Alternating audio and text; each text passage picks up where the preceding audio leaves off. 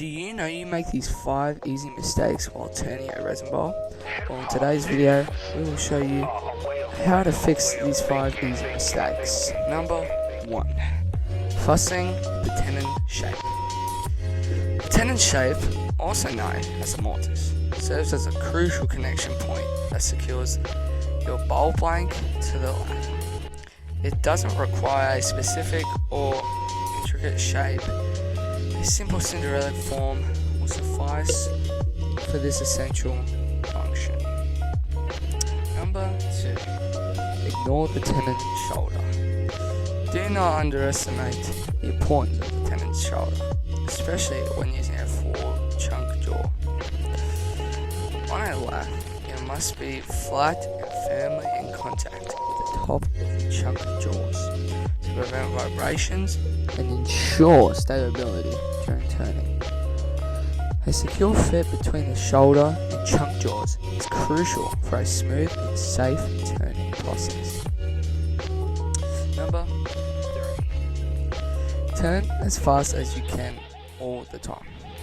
Contrary to common belief, running your lathe at maximum speed all the time is not recommended.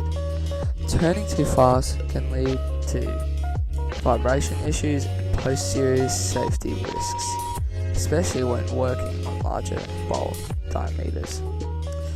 To maintain control and safety, it's generally advised to slow down the lathe when working with larger pieces of wood. Number 4. Take your time roughing a green bowl. Feel free to take your time when roughing a green bowl.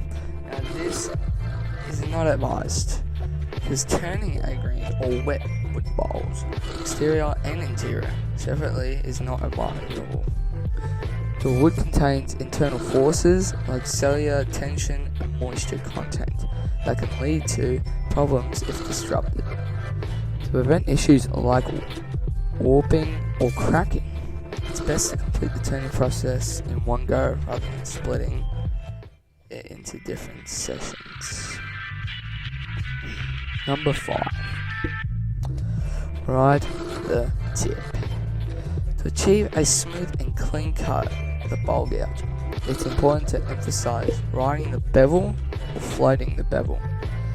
This technique means focusing on the tool's bevels rather than just cutting the edges, ensuring a more controlled and precise cut for better results. I hope you know now the mistakes that can happen, and if they do, how to fix them.